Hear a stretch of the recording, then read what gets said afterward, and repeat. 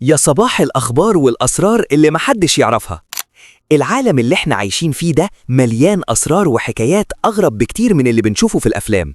النهاردة احنا هنكسر حاجز الخوف والمنطق، وهنشوف كواليس من عالمنا ده مخبية وراها حاجات مرعبة ما كنتش تتخيل إنها موجودة. مواقف بتجمع بين المعجزات اللي بتهز القلوب وبين لحظات متهورة كان ممكن تنهي حياة أصحابها في غمضة عين، وعادات غريبة لشعوب تانية هتحسسك إنك في عالم تاني. ركز في كل دقيقة، لأن اللي هتشوفه دلوقتي مش مجرد فيديوهات، دي مواقف حقيقية هتخليك تعيد تفكيرك في حاجات كتير. ويلا بينا. تعال بقى أوريك أغرب توأم في العالم. التوأم اللي معانا النهاردة موجود في الفلبين، ولكن مولود بحالة نادرة جدا. التوأم ده مولود بالتصاق الرأس، والمعلومة اللي هتجننك إن البنات دول معروفين باسم ميسا أو ميسا كامبال، وكلمة كامبال بالفلبيني يعني توأم. الحالة دي طبيا نادرة جدا وبتتسمى كرينيوباجس، وبتحصل مرة واحدة في المليون. والتحدي هنا إنهم مشتركين في شرايين وأنسجة حيوية جوه المخ، وده اللي بيخلي عملية فصلهم محتاجة دقة جراحية ملوش مثيل. فسبحان الله اللي علم الإنسان ما لم يعلم. ومن الحالات النادرة تعال نشوف الناس بتعمل إيه في نفسها عشان الجمال. تعال بقى أوريك أغرب ماسك لإزالة الشعر ممكن تشوفه في حياتك. الماسك ده يا سيدي زي ما انت شايف كده بيتحط على الوش وبيتشد مرة واحدة، وبجد النتيجة بتبقى مرعبة وصدمة في نفس الوقت. واللي هيصدمك إن النوع ده من الماسكات بيتسمى بيل اوف ماسك بتركيز عالي جدا، والسر في قوته إنه بيعتمد على تقنية الالتصاق العميق اللي مش بس بتشيل الشعر، دي بتعمل تقشير فوري لطبقات الجلد الميتة exfoliation، وبتنظف المسام من الرؤوس السوداء تماما. بس طبعا خبراء الجلدية بيحذروا من استخدامه بعنف، لأنه ممكن يسبب تهيج شديد للبشرة الحساسة. يعني النتيجة مذهلة بس التمن وجع وتضحية مش أي حد يستحملها. سيبك بقى من وجع الماسك وتعالى شوف أكلات اليابان. تعال بقى أوريك مطاعم الأكل في الصين واليابان. والمطاعم دي يا سيدي بتعمل حاجات غريبة جدا، بتقدم الأكل في أكياس بلاستيك.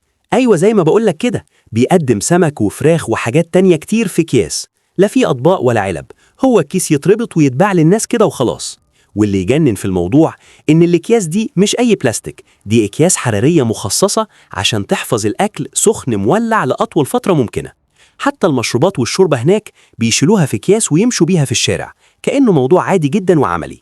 سيبك من الأكل دلوقتي وركز في الغلطة اللي تنهي العمر في دقيقة. أكبر غلطة ممكن تعملها في حياتك هي إنك تقرب من قفص حيوان مفترس. الحيوانات البرية دي جواها غريزة عمرها ما هتتغير، ومهما تكون شبعانة برضه ممكن تهجم في أي وقت، زي المشهد اللي معانا النهاردة واللي فيه بنت قربت من القفص وفي ثانية شدها بالطريقة اللي انت شايفها دي. واللي لازم تعرفه إن الحيوانات البرية عندها حاجة اسمها غريزة الافتراس التلقائية، ودي بتتحفز فوراً لما تحس بأي حركة قريبة من منطقة سيطرتها. وقوة شدة مخلب الحيوان المفترس الواحد ممكن توصل ل 100 كيلو، يعني مجرد لمسة منه كفيلة إنها تنهي الموضوع في لحظة. سيبك بقى من الحيوانات وتعال أوريك حاجة من نوع تاني. تعال بقى أوريك أغرب رقصة ممكن تشوفها في حياتك، والرقصة دي يا سيدي بيعملوها على الميت. الرقصة اللي قدامك دي موجودة في نيوزيلندا، وليها تاريخ وثقافة قديمة جدا. واللي هيجننك بجد إن الرقصة دي أصلها من قبائل الماوري، وكانوا بيعملوها قديما عشان يرعبوا أعدائهم قبل المعركة، لأن الحركات القوية وضربات الرجلين على الأرض واللسان اللي بيطلع ده كله هدفه إظهار القوة والسيطرة. يعني هي مش مجرد رقصة، دي رسالة فخر وتحدي لأي حد بياخدها باستهتار. وزي ما الرقصة دي بتهز الأرض، تعال شوف الوحوش اللي كانت بتحرث الأرض زمان. تعال أوريك اختراعات زمان اللي كانت بتخدم كل مزارع وبتخدم الأرض بجد. دي يا سيدي جرارات من الستينات والسبعينات بتشتغل بمانيفيلا، أيوة زي الموتوسيكل بالظبط، بس الصدمة إنها عملية جدا وعاشت سنين ولسه شغالة في الأرض لغاية دلوقتي، وكأنها لسه طالعة من المصنع.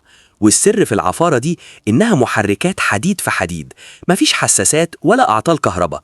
المانيفيلا دي بتعتمد على ضغط السلندر العالي اللي بيخلي المكنة تقوم وما تبطلش أبدا، يعني وحش ميكانيكي حقيقي ما بيعرفش معنى كلمة عطل. وبس يا سيدي، دي كانت حكايتنا النهاردة. لو عجبتك ما تنساش اللايك والاشتراك، عشان اللي جاي أغرب بكتير. ورمضان كريم علينا وعليكم، صياما مقبولا وإفطارا شهيا. واشوفكم الفيديو الجاي على خير. سلام.